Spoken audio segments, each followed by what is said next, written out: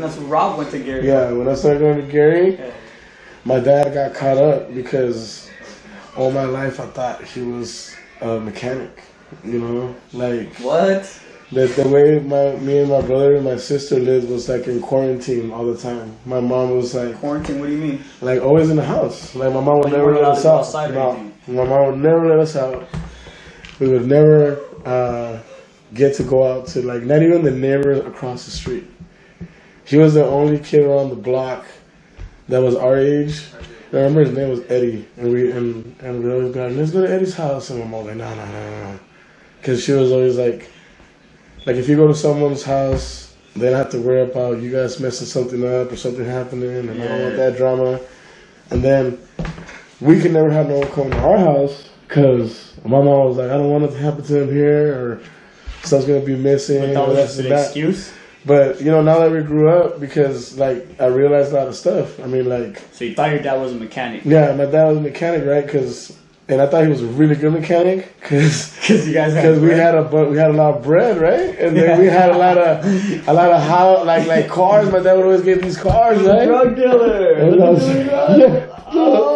And I remember our parties were big-ass Mexican weekend parties. Was your dad a Chicano, like a Cholo? My dad was Salvadorian, full-blooded. But yeah, that's right. So he wasn't Chicano. Was he involved? He was kicking a lot of Mexicans, So and like down with any. And like I suppose he was down with the Miami. Really? Yeah, Mexican mafia. And my sister's godfather was, I guess, his boss. You know what I mean? My padrino. Your sister's godfather. Yeah. Oh, okay. Yeah, your sister's godfather. And so when I started going, Nino. yeah, when we started going to high school, my dad all of a sudden stopped coming to the house, and we were like, you know, where the hell's my dad at? You know, like, because he would come and go sometimes to go deliver cars. Yeah. So like. Yeah. So you said that. So like my dad stopped coming, right? And my dad stopped showing up, right? So like we told him, yo, what's up? He's like, oh, he went to go, because at that time when he went missing, he all of a sudden became a truck driver.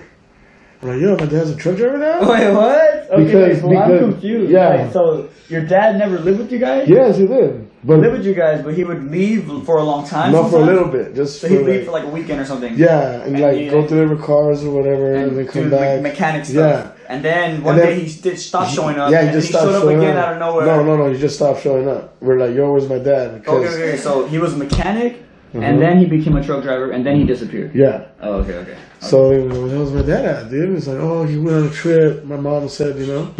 So your mom knew about this. So, oh yeah, she knew about something was going on. I knew something was going on too, because it was weird that we just lost contact with my dad, you know? Yeah. So my mom was a straight Spanish speaker. I was always her translator since day one.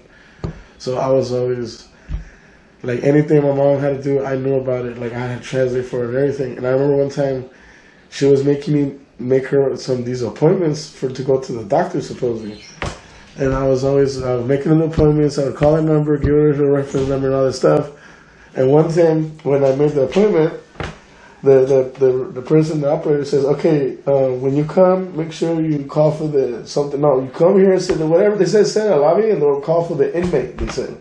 And then we're like, what? And I handled the phone, and I told my mom, all right, Mom, I made the appointment again, and this and that.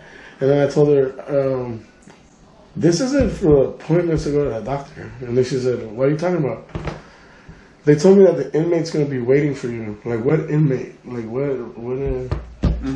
are you visiting? Like, you know, like you're not like... How old are you? I was like, probably 12. Okay, and then, so like, you're still like, you know... Yeah, and then she told me the truth. She told me he got locked up. Yeah. So... She didn't know what for. Like, later on, we knew everything. They knew everything. Yeah. Long story short, dude, my dad got caught up. He was doing a delivery, and he got caught up with 71 kilos of cocaine. What the fuck? Damn, 71 keys? Yeah. Holy shit. So they put him in jail for 8 years, right? And then after only 8 years? Yeah. Really, you only get 8 years for that much of cocaine? I feel like that would be a lot of years, bro. Like, I would that figure sounds out like too. a lot. I know, 71? but I don't know, dude. That's a lot, right? That's a lot. It is. It is. Right? It is a lot. But like, I'm thinking like they probably gave him a lot more time, but they did like maybe half, you know? Because in California you do like half. Like if they give you 10, you just do 5. And then you got, and you got 5 on top of your head. That's your original charge, Yeah. and then they like lower it later. Yeah, so you're saying he probably got had 16 or something. and So then he like a good, they let him out. But when they let him out, 8 years later. yeah, they deported him because he was a resident. He was a citizen. They be plotting on me. They be plotting on me. Yeah. They be plotting on me. Hey. She in love with sinning, she don't need a preacher. Said she just want the money, I could be a teacher. But if you fall in love